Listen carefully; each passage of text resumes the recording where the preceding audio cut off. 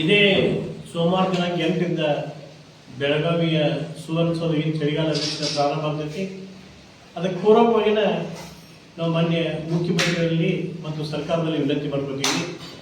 ಚಳಿಗಾಲ ಅಧಿವೇಶನ ಬೆಳಗಾವಿಯಲ್ಲಿ ನಡೀತಿರುವುದನ್ನು ಉತ್ತರ ಕರ್ನಾಟಕ ಭಾಗದ ಸಮಸ್ಯೆಗಳಿಗೆ ಸ್ಪಂದನೆ ಕೊಡಿಸುವ ಸಲುವಾಗಿ, ಈ ಭಾಗದ ಸಮಸ್ಯೆಗಳ ಬಗ್ಗೆ ವಿಸ್ತೃತವಾದ ಚರ್ಚೆ ಆಗುವ ಸಲುವಾಗಿ ಮತ್ತು ಈ ಭಾಗದ ಬೇಡಿಕೆಗಳನ್ನು ಈಡೇರಿಸುವ ಸಲುವಾಗಿ ಅದಕ್ಕೆ ನಾವು ಸರ್ಕಾರದಲ್ಲಿ ವಿನಂತಿ ಮಾಡ್ಕೊತೀವಿ, ಮಾನ್ಯ ಮುಖ್ಯಮಂತ್ರಿ ವಿನಂತಿ ಮಾಡ್ಕೊತೀವಿ.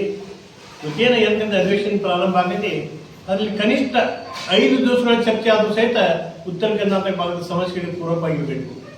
ಏನೇನು ಹೋರಾಟದ ಮುಖಾಂತರ ಅನೇಕ ವಿಷಯಗಳು, ಬೆಳಗಾವಿ ಆಡಳಿತ ಶಕ್ತಿ ಕೇಂದ್ರ ಆಗೋದಿರ್ಬೋದು, ಬೆಳಗಾವಿ 2ನೇ ರಾಜಧಾನಿ ಆಗೋದಿರ್ಬೋದು, ನಮ್ಮ ಭಾಗದ ನೀರಾವರಿ ಸಮಸ್ಯೆಗಳಿರ್ಬೋದು, ಕಬ್ಬು ಬೆಳೆಗಾರರ ಸಮಸ್ಯೆ ಇರ್ಬೋದು, ಔದ್ಯೋಗಿಕರಣದ ಸಮಸ್ಯೆ ಇರ್ಬೋದು, ಶೈಕ್ಷಣಿಕ ಸಮಸ್ಯೆಗಳಿರ್ಬೋದು, ಅಥವಾ ಎಲ್ಲಕ್ಕಿಂತಲೂ ಮೀಲಾಗಿ ಜನಸಾಮಾನ್ಯರಿಗೆ ಉದ್ಯೋಗ ಅವಕಾಶ ಕಲ್ಪಿಸಿಕೊಡುವಂಥ ವ್ಯವಸ್ಥೆ ಇರ್ಬೋದು.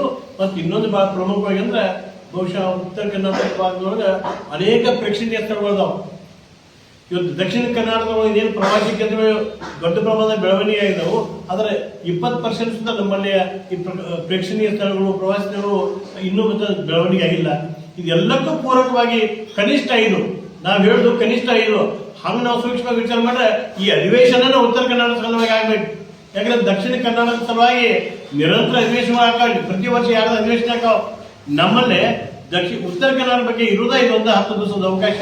ಅದಕ್ಕೆ ಈ ಸಂದರ್ಭದೊಳಗೆ ಹೆಚ್ಚಿನವಾಗ ಉತ್ತರ ಕನ್ನಡ ಅಭಿವೃದ್ಧಿ ಸೀಮಿತವಾಗಿ ಚರ್ಚೆ ಮತ್ತು ಆದೇಶಗಳು ಪೂರಕವಾಗಿ ನೀಡಬೇಕು ಅಂತಾಗಿ ಬೇರೆದ್ದಲ್ಲ.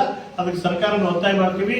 ಈ ಚಳಿಗಾಲ ಅಧಿವೇಶನದೊಳಗೆ ಸಂಪೂರ್ಣ ಉತ್ತರ ಕರ್ನಾಟಕ ಅಭಿವೃದ್ಧಿಗೆ ಉತ್ತರ ಕನ್ನಡ ಭಾಗಕ್ಕನ್ನ ಮೀಸಲಿರಬೇಕು ಅಂತಾಗಿ ಮತ್ತೊಂದು ಮುಗ್ದೊಂದು ಸೇರಿಸಬಹುದು ಅಂತೇಳಿ ಬಹಳ ಒತ್ತಾಯಪೂರ್ವಕವಾಗಿ ಆಗ್ರಹ ಮಾಡ್ತೀವಿ.